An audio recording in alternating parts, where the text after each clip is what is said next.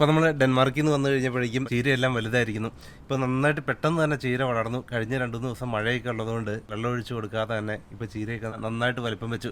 ഇപ്പോൾ നമുക്ക് ഇതുപോലെ കാണാം. ഇപ്പോൾ പൂവൊന്നും ഉണ്ടാകേണ്ട സമയമായില്ല. ഇനി കുറച്ച് നാളോടെ കഴിയുമ്പോഴേക്ക് പൂവ് ഉണ്ടാവുകയുള്ളൂ. ഇപ്പം ലണ്ടനിലുള്ളവരാണ്, നിങ്ങളിവിടെ അടുത്തുള്ളവരാണെങ്കിൽ നിങ്ങൾ വരികയാണെങ്കിൽ ചീര ഇഷ്ടം പോലെ തരാം. നമ്മുടെ ഗാർഡനിൽ ഇഷ്ടം പോലെ ചീരയുണ്ട്. അപ്പോൾ നമ്മൾ ഒരു തവണ പറിച്ചു കഴിഞ്ഞാൽ തന്നെ കുറച്ച് തണ്ട് പറിക്കുമ്പോൾ തന്നെ നമുക്ക് ആവശ്യത്തിന് ചീര കറി വയ്ക്കാനുള്ള, തോരൻ വയ്ക്കാനുള്ള ഇത്രയും ചീരയുണ്ട്. ഇപ്പോൾ ഇത് നല്ല വലിപ്പമുള്ള തണ്ടാണ്. ഇതുപോലെ നമ്മൾ കാണാവുന്ന പോലെ തന്നെ നല്ല കട്ടിയിൽ ഇതുപോലെ ടെൻഡറായിട്ടുള്ള ചീരയാണ് ഉണ്ടാകുന്നത്. അപ്പോൾ ഇത് കഴിഞ്ഞ വീഡിയോ ഇട്ട് കഴിഞ്ഞപ്പോൾ പലരും പറഞ്ഞു ഇതിൻ്റെ ഇലകളെല്ലാം വളരെ ക്ലിയർ ആയിട്ടുണ്ട്. അപ്പോൾ എങ്ങനെയാണ് നമ്മൾ വളം ഇടുന്നത്, മരുന്ന് വല്ലതും അടിക്കുന്നുണ്ടോ തുടങ്ങിയ കാര്യങ്ങളൊക്കെ. നമ്മൾ യാതൊരു വളം ഇതിനു വേണ്ടി ഉപയോഗിക്കുന്നില്ല. അപ്പോൾ നമ്മൾ ജസ്റ്റ് വെള്ളം ഒഴിച്ചു കൊടുക്കുക, അല്ലാതെ വേറെ ഒന്നും ചെയ്യുന്നില്ല. പിന്നെ ഈ ഇലകളൊക്കെ വന്ന് തിന്നുന്നത് പ്രധാനമായിട്ടും നമ്മുടെ ഗാർഡനിൽ ഒച്ചുകളുണ്ടെങ്കിലാണ് നമുക്ക് കൃഷി ചെയ്ത് കഴിഞ്ഞാൽ അത് ശരിയാകാതെ വരിക. അപ്പോൾ അതുകൊണ്ട് ഒച്ചുകളെ ഇല്ലാതാക്കുന്നതിന് വേണ്ടിയിട്ട് നമ്മളതിനെ പിടിച്ചു കളയുക. അപ്പോൾ മഴയൊക്കെ ഉള്ള സമയമാണ്, ഈ മഴയൊക്കെ പെയ്ത് കഴിയുമ്പോഴേക്കും ഇതുപോലെ ഈ വാളിലൊക്കെ ധാരാളം ഒച്ചുകളെ കാണാം പല സമയങ്ങളിലും. അപ്പോൾ അതൊക്കെ നമ്മൾ ഡയറക്റ്റായിട്ട് പിടിച്ച് ഒരു ചിരട്ടയിലോ അല്ലെങ്കിൽ കൂട്ടിയിട്ടിട്ട് ഒരു കെറ്റിലിൽ വെള്ളം തിളപ്പിച്ച് ഒഴിച്ച് കഴിഞ്ഞാൽ അതെല്ലാം ചത്തു വയ്ക്കുള്ളൂ. അപ്പോൾ അതേപോലെ ഒരു കുറേ പ്രാവശ്യം ചെയ്യുകയാണെങ്കിൽ നമുക്ക് മെയിൻറ്റെയിൻ ചെയ്യാം. പിന്നെ ഇടയ്ക്കൊക്കെ നമ്മൾ നോക്കണം, മഴയൊക്കെ കഴിയുമ്പോൾ രാവിലെ സമയത്തൊക്കെ നോക്കുകയാണെങ്കിൽ ഒച്ചുകളുണ്ടാകും. അപ്പോൾ ആ ഒച്ചിനെ നമ്മൾ പിടിച്ച് കളഞ്ഞാൽ മാത്രം മതി. ഇപ്പോൾ ഇത് വളരെ എളുപ്പമാണ് നമുക്ക് ചീര കൃഷി ചെയ്യാനായിട്ട്. ഇപ്പോൾ നാട്ടിൽ നിന്നൊക്കെ വന്നാൽ നമ്മളെ സംബന്ധിച്ചിടത്തോളം നമ്മുടെ നാട്ടിലെ പല പച്ചക്കറികൾ ഇവിടെ കടകളിലൊന്നും ലഭ്യമല്ല. കിട്ടുവാണെങ്കിൽ തന്നെ അതെല്ലാം ഒരുപാട് ദിവസങ്ങൾ മുൻപ് പറിച്ചതായിരിക്കും, അല്ലെങ്കിൽ ഫ്രോസൺ ആയിരിക്കും. അപ്പോൾ അതിനൊന്നും ഒരു ടേസ്റ്റ് കിട്ടില്ല. അപ്പോൾ നമ്മുടെ നാട്ടിലുള്ള പച്ചക്കറി നമുക്ക് ഫ്രഷായിട്ട് നമ്മുടെ ഗാർഡനിൽ നിന്ന് നമുക്ക് ആവശ്യമുള്ളപ്പോൾ പറിക്കാൻ നമ്മുടെ ഗാർഡനിൽ നടുകയാണ് നല്ലത്. അധികം സ്ഥലമൊന്നും വേണ്ട, നമുക്ക് കുറച്ച് സ്ഥലം ഉണ്ടെങ്കിൽ പോലും നമുക്ക് ഇതുപോലുള്ള കൃഷി ചെയ്യാം. ജസ്റ്റ് വിത്ത് പാകിയാൽ മാത്രം മതി. ഇനിയിപ്പോൾ ഇത് വിത്താകുന്ന സമയത്ത് നമുക്ക് ഇഷ്ടംപോലെ വിത്തുണ്ടാകും, ആയിരക്കണക്കിന് വിത്തുണ്ടാകും.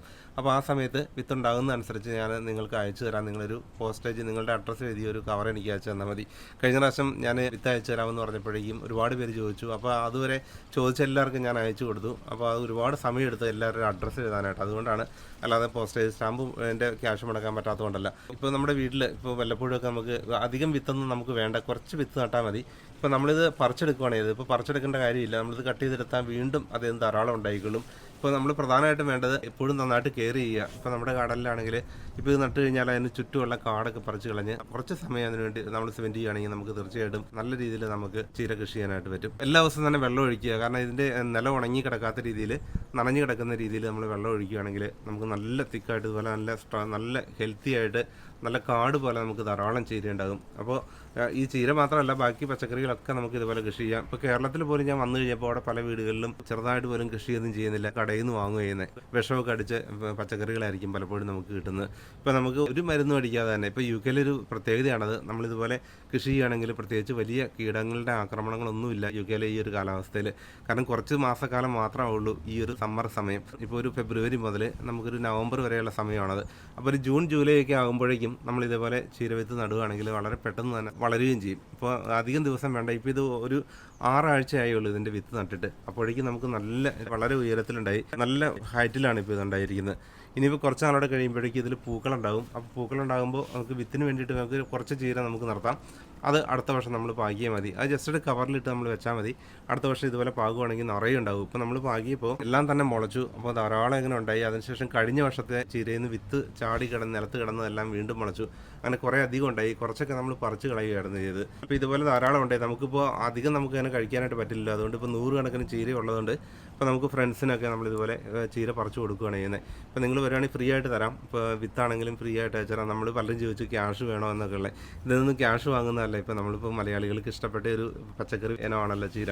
ഇപ്പോൾ നിങ്ങൾക്ക് തരുന്നത് സന്തോഷമേ ഉള്ളൂ. ഇപ്പോൾ ഇവിടെ അടുത്തുള്ളവരാണെങ്കിൽ നിങ്ങൾക്ക് ചീര പറിച്ച് തരാം. ഇപ്പോൾ നിങ്ങൾക്ക് കറി വയ്ക്കാൻ വേണമെങ്കിൽ വരുവാണെങ്കിൽ നിങ്ങൾക്ക് തരാം. യാതൊരു ബുദ്ധിമുട്ടുമില്ല. ഇപ്പോൾ കൃഷി ചെയ്യുന്നതിന് നമുക്ക് പ്രത്യേകിച്ച് കൃഷി ചെയ്ത് പരിചയമൊന്നും ആവശ്യമില്ല. ഇതുപോലെ ചെറിയ കാര്യങ്ങളൊക്കെ ചെയ്യുന്നതിന് വേണ്ടിയിട്ട് ഇത് ഡയറക്റ്റായിട്ട് നമ്മൾ നിലത്ത് പാകുകയാണ് ചെയ്തത്. പലരും ചോദിച്ചത് ഇത് നമ്മൾ ആദ്യം എവിടെയെങ്കിലും ഓട്ടിൽ പാകിയിട്ട് പിന്നെ പറിച്ച് നടണം എന്ന് പലരും ചോദിച്ചു.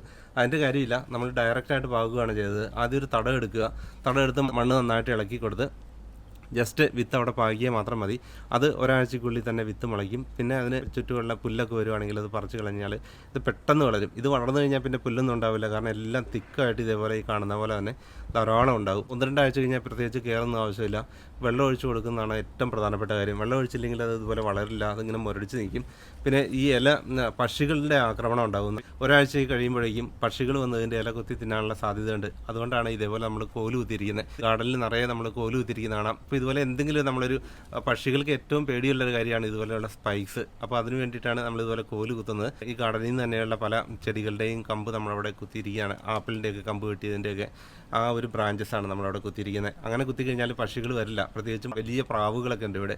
അത് പറന്നിറങ്ങി ഇത് കൊത്തി തിന്നാനുള്ള സാധ്യത ഉള്ളതുകൊണ്ടാണ് നമ്മൾ അതേപോലെ ഒരു കുത്തി കൊടുത്തത്. അങ്ങനെ ചെയ്യുകയാണെങ്കിൽ പക്ഷികളുടെ ഒരാക്രമണവും ഇല്ല. അതുപോലെ തന്നെ ഈ ഇൻസെക്ട്സ് ഒക്കെ വന്ന് ഇതിനെ ആക്രമിക്കുന്നതിന് ഒരു പരിഹാരം കാണുന്നതിന് വേണ്ടിയാണ് നമ്മൾ ഇതിനടുത്തായിട്ട് നമ്മൾ ഇതുപോലെ പൂക്കൾ കൃഷി ചെയ്തിരിക്കുന്നത്. ഇപ്പോൾ ഡാലിയ നമ്മളവിടെ നട്ടപ്പോഴേക്കും എന്തെങ്കിലുമൊക്കെ ഇൻസെക്ട്സ് ഉണ്ടെങ്കിൽ അത് പൂക്കളുടെ അടുത്തേക്ക് വരും. അത് ഗാർഡൻ്റെ ഒരു ടെക്നിക്കായിട്ടാണ് UK ഉപയോഗിക്കുന്നത്. അതിന് ചേർന്ന് തന്നെ നമ്മൾ ഇതുപോലെ കുറച്ച് ഡാലിയയുടെ വിത്ത് പാകുക. ഡാലിയയുടെ വിത്ത് വേണമെങ്കിൽ നിങ്ങൾക്ക് തരാം. ഇപ്പോൾ പല മിക്സഡ് ആയിട്ടുള്ള ഡാലിയാണ് നമ്മൾ നട്ടത്. അപ്പോൾ അതിൻ്റെ ധാരാളം പൂക്കൾ വരുമ്പോഴേക്കും ഇതുപോലെ പ്രാണികളൊക്കെ വരുവാണെങ്കിൽ നമ്മുടെ ഈ വെജിറ്റബിളിനെ ഒരു രീതിയിൽ അത് ആക്രമിക്കാതെ അത് ആ പൂക്കളുടെ അടുത്തേക്ക് പോകും. അപ്പോൾ നമ്മുടെ വെജിറ്റബിൾസിനെ അത് സംരക്ഷിക്കുകയും ചെയ്യാം. അപ്പോൾ ഈ രീതിയിൽ നമുക്ക് വളരെ നന്നായിട്ട് കെയർ ചെയ്യുകയും ചെയ്യാം. അതേപോലെ സൺഫ്ലവർ, അത് ഈ ഗാർഡനിലെ ഒരു സൺഫ്ലവർ തനിയെ ഉണ്ടായതാണ്. അതിൻ്റെ പൂ നമ്മൾ എടുത്തു വെച്ച് പിന്നെ അടുത്ത വർഷം പാകി അങ്ങനെ ഒരു 5-6 വർഷം ആയപ്പോഴേക്കും ഇപ്പോൾ നമുക്ക് ഈ ഗാർഡനിൽ സൺഫ്ലവർ ഉണ്ട്. ഈ സൺഫ്ലവറും ഒരു സൈഡിൽ നമ്മൾ നടുവാണെങ്കിൽ ഈ ഇൻസെക്ട്സ് ഒക്കെ ഏറ്റവും കൂടുതൽ അട്രാക്ട് ചെയ്യുന്ന ഒരു പൂവാണ് സൺഫ്ലവർ. അപ്പോൾ അതിലേക്ക് വന്നോളും. ഇതുപോലെ വലിയ സൺഫ്ലവറാണ്. ഇപ്പോൾ നമ്മുടെ ഒരു മുഖത്തിൻ്റെ അത്രയുള്ള വലിയ സൺഫ്ലവറാണ് ഇപ്പോൾ ഉണ്ടായിരിക്കുന്നത്. അപ്പോൾ അത് കുറേ ഉണ്ട്. അപ്പോൾ അത് ഈ മതിലിനോടൊക്കെ ചേർന്ന് അതിൻ്റെ വിത്ത് പാകുകയാണെങ്കിൽ ധാരാളം സൺഫ്ലവർ ഉണ്ടാകും. ഈ സൺഫ്ലവറും ഈ ഡാലിയയും അതുപോലുള്ള മറ്റ് പൂക്കളൊക്കെ ഒരു സൈഡിൽ നടുവാണെങ്കിൽ നമുക്ക് പ്രത്യേകിച്ച് ഇൻസെക്ട്സിന് വേണ്ടിയിട്ട് യാതൊരു മരുന്നും അടിക്കേണ്ട ആവശ്യമില്ല. മഴയൊക്കെ പെയ്തുകൊണ്ട് നമുക്ക് കാണാം ഇപ്പം നല്ല ഫ്രഷ് ആയിട്ടുള്ള ചീരയാണ്. അപ്പോൾ അത് നമുക്ക് ആവശ്യമുള്ളപ്പോൾ മാത്രം ജസ്റ്റ് പറിക്കുക, അത് കറി വയ്ക്കുക എന്ന് മാത്രമേ ഉള്ളൂ. അതേപോലെ പയറും പച്ചക്കറികളൊക്കെ നട്ടിട്ടുണ്ട്. ഇപ്പോൾ എല്ലാവരും കേരളത്തിലുള്ളവരാണെങ്കിലും എല്ലാവരും ചെയ്യേണ്ട ഒരു കാര്യമാണ്. നമ്മുടെ വീട്ടിൽ കുറച്ച് സ്ഥലമുള്ളെങ്കിലും അവിടെ നമുക്ക് ഇതേപോലെ ചെറുതായിട്ട് കൃഷി ചെയ്യുക എന്നുള്ളത്. ഇപ്പോൾ ലണ്ടനെ സംബന്ധിച്ചിടത്തോളം ഇവിടെ സ്ഥലത്തിനൊക്കെ വലിയ വിലയാണെന്ന് നിങ്ങൾക്കറിയാം. ഇപ്പോൾ നമ്മുടെ വീടിനോട് ചേർന്നുള്ള ബാക്ക് ഗാർഡനിലാണ് നമ്മൾ കൃഷി ചെയ്തിരിക്കുന്നത്. ഇപ്പോൾ അധികം സ്ഥലമൊന്നുമില്ല, അത്ര വലിയ ഗാർഡനൊന്നും അല്ലെങ്കിലും നമ്മളുള്ള സ്ഥലത്ത് പരമാവധി കൃഷി ചെയ്യുന്ന രീതിയാണ് പലപ്പോഴും സ്വീകരിക്കുക. ഇപ്പോൾ UK ഇല്ലാത്ത സമയത്താണെങ്കിൽ നമുക്ക് പരിചയമുള്ള ആരെയെങ്കിലും വെള്ളം ഒഴിക്കാൻ ഏൽപ്പിക്കും. ചൂടുള്ള സമയമാണെങ്കിൽ ഇപ്പോൾ കഴിഞ്ഞ ഒരാഴ്ച നമ്മൾ ഡെൻമാർക്കിലായിരുന്നു. കഴിഞ്ഞ 2-3 ദിവസം മഴയുണ്ടായിരുന്നു UK. അതുകൊണ്ട് വെള്ളം ഒഴിക്കാതെ തന്നെ ചെടികളെല്ലാം വളരെ ഹെൽത്തി ആയിട്ട് തന്നെയാണ് നിൽക്കുന്നത്. നല്ല മണ്ണല്ല ഗാർഡനിലെങ്കിൽ ഇൻഡസ്ട്രിയൽ ഏരിയയിലൊക്കെയാണ് നിങ്ങൾ താമസിക്കുന്നത്, മണ്ണിൽ നട്ടാലൊന്നും ഉണ്ടാകില്ലെങ്കിൽ മണ്ണൊക്കെ നമുക്കിപ്പോൾ കടയിൽ വാങ്ങാൻ കിട്ടും. ഇപ്പോൾ ഈ സൂപ്പർ മാർക്കറ്റിൽ ഇപ്പോൾ യാൻക്യൂലും ടെസ്കോയിലൊക്കെ നമുക്ക് ടോപ്പ് ലെയർ സോയിൽ എന്ന് പറഞ്ഞാൽ നമുക്ക് വാങ്ങാൻ കിട്ടും. അപ്പോൾ അതുപോലുള്ള സൂപ്പർ മാർക്കറ്റിൽ നിന്ന് നമ്മളത് വാങ്ങിക്കൊണ്ടുവന്ന് മണ്ണിന് മേലെ ഇട്ടിട്ട് കൃഷി ചെയ്യണം നല്ലത്. നമ്മളൊന്നും ചെയ്തില്ല. ഇപ്പോൾ ഈ വീട് വാങ്ങിയ സമയത്ത് ഇവിടെ വലിയൊരു കാടായിരുന്നു. കാരണം കുറേ നാളെ ഒരു വീടൊന്നും ഉപയോഗിക്കാതെ കിടന്നൊരു വീടായിരുന്നു.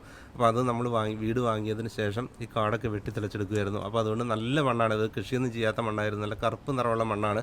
ധാരാളം മണ്ണിരയാണ് നമ്മൾ കിളയ്ക്കുമ്പോഴുള്ളത്. മണ്ണിരയാണ് ഏറ്റവും നല്ല ഫ്രണ്ട്ലി ആയിട്ടുള്ള ജീവിയാണ് നമ്മുടെ ഗാർഡനെ സംരക്ഷിക്കുന്നതിന് വേണ്ടിയിട്ട്. ഇപ്പോൾ എന്തിട്ട് കഴിഞ്ഞാൽ ഇപ്പോൾ കിച്ചണിൽ നിന്നുള്ള നമ്മൾ വേസ്റ്റ് ഒക്കെ ആയാലും കുഴിച്ചിട്ട് കഴിഞ്ഞാൽ പെട്ടെന്ന് തന്നെ അത് കമ്പോസ്റ്റായി മാറും. 3-4 പൗണ്ട് എടുക്കുകയാണെങ്കിൽ നമുക്ക് കമ്പോസ്റ്റ് വാങ്ങാൻ കിട്ടും. അപ്പം കമ്പോസ്റ്റ് കൊണ്ടുവന്ന് ഇട്ട് മണ്ണിളക്കി കൊടുത്ത് ഇതുപോലെ കൃഷി ചെയ്യുകയാണെങ്കിൽ നമുക്ക് ആവശ്യത്തിനുള്ള പച്ചക്കറി നമ്മുടെ വീട്ടിൽ തന്നെ കൃഷി ചെയ്യാം. അപ്പോൾ നാട്ടിലേക്കാണെങ്കിൽ വളരെ എളുപ്പമാണ്. എപ്പോഴും നല്ല കാലാവസ്ഥ, ചൂടുള്ള കാലാവസ്ഥ. ഇവിടെയാണെങ്കിൽ മിക്ക സമയത്തും തണുപ്പൊക്കെ ആയതുകൊണ്ട് ചൂടുള്ള കാലാവസ്ഥയ്ക്ക് വേണ്ടി നമ്മൾ കാത്തിരിക്കണം ഇതുപോലേക്ക് കൃഷി ചെയ്യുന്നതിന് വേണ്ടി. ആ സമയത്ത് ഇപ്പോൾ നാട്ടിലാണെങ്കിൽ വളരെ എളുപ്പത്തിൽ നമുക്ക് ഇതൊക്കെ കൃഷി ചെയ്യാം. കടയിലൊന്നും പോയി പച്ചക്കറി വാങ്ങേണ്ട കാര്യമില്ല. നമുക്ക് ഇപ്പോൾ നമ്മുടെ വീട്ടിലോട്ട് ആവശ്യമുള്ള പച്ചക്കറികൾ നമ്മുടെ വീട്ടിൽ തന്നെയാണ് കൃഷി ചെയ്യുന്നത്. ലണ്ടനിലായിട്ട് പോലും മറ്റു പല തിരക്കുകളുള്ളവരാണെങ്കിലും വൈകുന്നേര സമയത്ത് ഒരു അരമണിക്കൂറോ 3/4 മണിക്കൂറോ ഒക്കെ നമ്മൾ സ്പെൻഡ് ചെയ്യുകയാണെങ്കിൽ നമുക്ക് തീർച്ചയായിട്ടും നല്ല വെൽ മെയിൻറ്റൈൻഡ് ആയിട്ടുള്ള ഒരു പച്ചക്കറി തോട്ടം നമുക്കുണ്ടാക്കാം. തീർച്ചയായിട്ടും നിങ്ങൾ ശ്രമിക്കുക. അപ്പോൾ നിങ്ങൾക്ക് വിത്ത് വേണമെങ്കിൽ നിങ്ങളുടെ അഡ്രസ്സ് എഴുതിയ കവർ അയച്ചു തരിക. ഫേസ്ബുക്കിലോ കോൺടാക്ട് ചെയ്താൽ മതി. ഇനിയിപ്പോൾ ഒരാഴ്ചക്കാലം ഞാനിവിടെ ഉണ്ട്.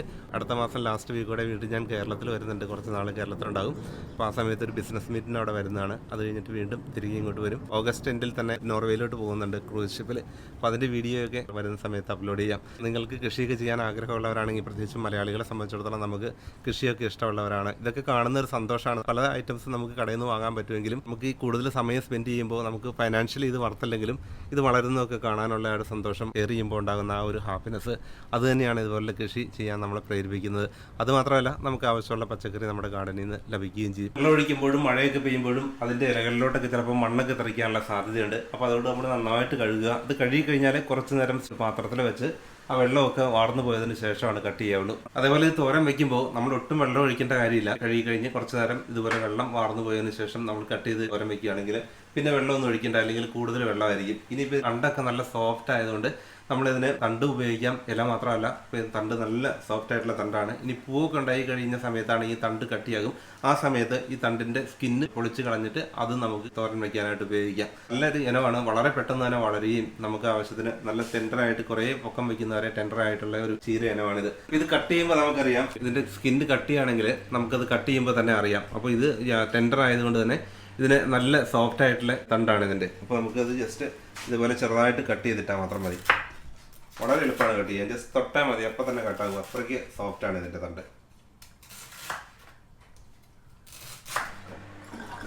ഇതേപോലെ വളരെ സോഫ്റ്റ് ആയിട്ടുള്ള തണ്ടാണിത്. സാധാരണ പച്ചക്കറികളൊക്കെ തോരൻ വയ്ക്കുന്ന പോലെ തന്നെ തേങ്ങയും പച്ചമുളകും സവോളയൊക്കെ ഇട്ട് നമുക്ക് പെട്ടെന്ന് തന്നെ ഇതുപോലെ തോരൻ വയ്ക്കുകയും ചെയ്യാം. അപ്പോൾ നിങ്ങൾക്ക് എന്തെങ്കിലും സംശയം ഉണ്ടെങ്കിൽ താഴെ കമൻറ്റ് ചെയ്യുക. കടലിലെ മറ്റ് ചെടികളൊക്കെ വളരുന്നതനുസരിച്ച് മറ്റൊരു വീഡിയോയുമായി വീണ്ടും കാണാം.